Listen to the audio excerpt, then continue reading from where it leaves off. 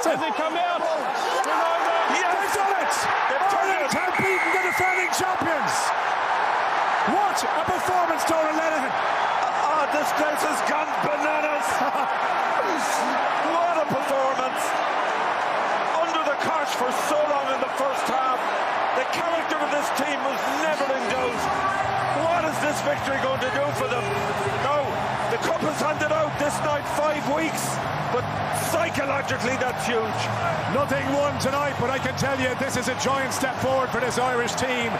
It means with Scotland to go, they have the chance to top their pool ahead of the quarterfinals. Cheslin Colby can't quite believe it. I don't think South Africa could quite believe it. It was a battle royale from start to finish. It was an outstanding game. You know, as we said, 1 and 2 in the world. Could it live up to the pre-match hype? We've been waiting so long for it. It was just a phenomenal contest. And the players, you can just see respect. That's all I see. Andrew Porter threw his arms around Stephen Kitsoff as they come onto the field. You have a feeling they'll meet again. They could well meet again, but for the moment here at the Stade de France in Paris, it's Irish eyes are smiling and Irish voices singing. It's finished. South Africa 8, Ireland 13. Jackie, back to you. Oh, take a well-earned breather, Hugh and Donal, as the Cranberries ring out around the stadium. This is a night that they are going to remember. Hugh called it a giant step forward. How big is this, Jerry? It was an incredible display of character and of resilience from the Irish team. I thought I'm struggling. I didn't enjoy the second half. I found it so. I found it uncomfortable watching you. I'll be honest. I was getting an anxiety attack watching that. But I thought there was just so many momentum swings in that second half. It was the ugliest second half of rugby you could have watched. But still, I could not take my eyes off it. It was I thought Conor Murray had a massive impact when he came on. I thought Andrew Porter put in a huge shift. You saw James Lowe's long kicking game, how it helped Ireland so much. It was a massive, massive result for Ireland. Yeah, it just feels, in the context of the whole tournament, the way we built it up, how important it was that this team have delivered. Yeah, this has been the biggest challenge that they've faced on the biggest stage. Everybody talking about this match, the world media, front pages of every paper across the world was this match in Ireland. They didn't play brilliantly. They lost a number of lineouts. Their attack didn't flow. So, there's so many more positives to come out of this game. And I'm a bit like Jerry. I feel I'm absolutely exhausted. Sitting watching, I'm sure many people at home feel exactly the same. But the most important thing is we got the win. And we've got a week off and we can relax. And the boys can enjoy each other's company, enjoy this victory tonight, and then build into a Scotland game where if you win that, you know that you're more than likely going to have New Zealand. And look at the fans, look at the support there in Paris. Imagine Ireland versus New Zealand. That place would be just a sea of green. And that's why you want to avoid, as much as possible, the French.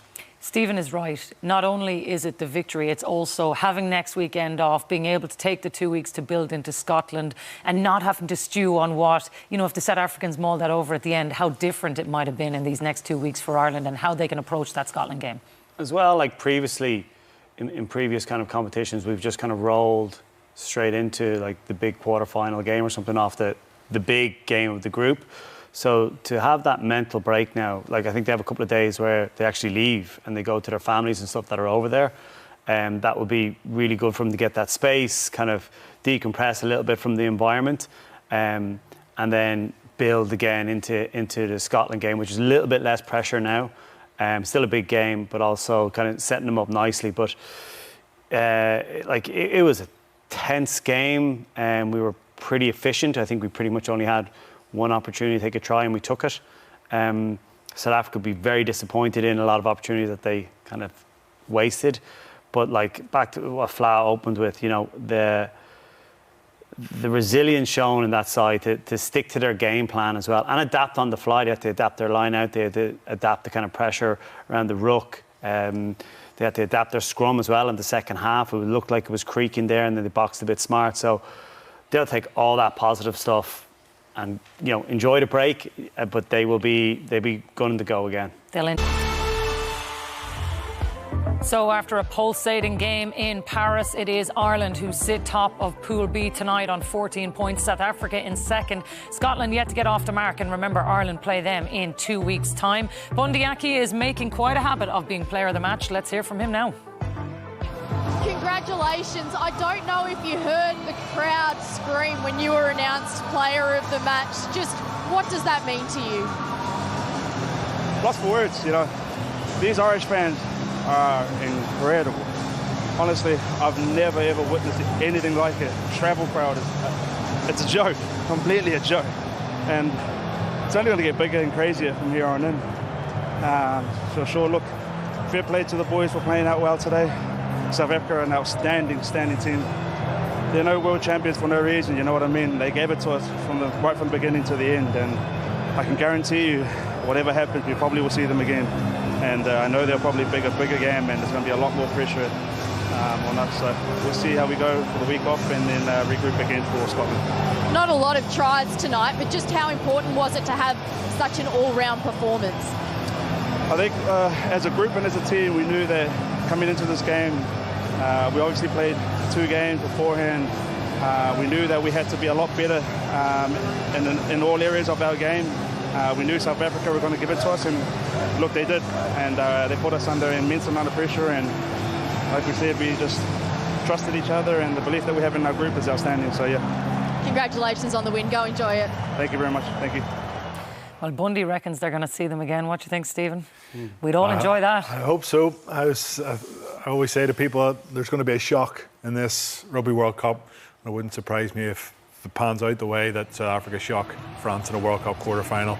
Just that sheer power that they have, especially coming off the bench. I know Ireland felt the wrath of that at times in the second half, but they're a serious outfit. They'll feel that they left a lot of opportunities out there against Ireland, and they're only going to get better from that. Yeah, well, you can see they're enjoying that one. It's not too often you see Peter O'Mahony like that after a match, but were we the better team tonight, Jerry? It's tough. I think for in terms of the character and how they dug in, I think that Ireland deserved their win. They deserved the win. I think, if I'm really honest, I think Ben O'Keefe, we got the rub of the green from Ben O'Keefe on several times. Will we get it again? I don't know. And that's the bit that sticks in me a little bit. I am enjoying this win, but like Bundee said, we could see these guys again. Like it's not like that's South Africa done with. They could have Handré Pollard back in the next time, and they might miss those kicks. On the same side, we might tighten up our lineup, but it's a good win, and it's something that the players can be really proud of and build forward. But I feel like I'm nervous at how much it took out of us, which it was going to take. They're world champions. It was tough. Taking a lot out of you too, Jerry, I think.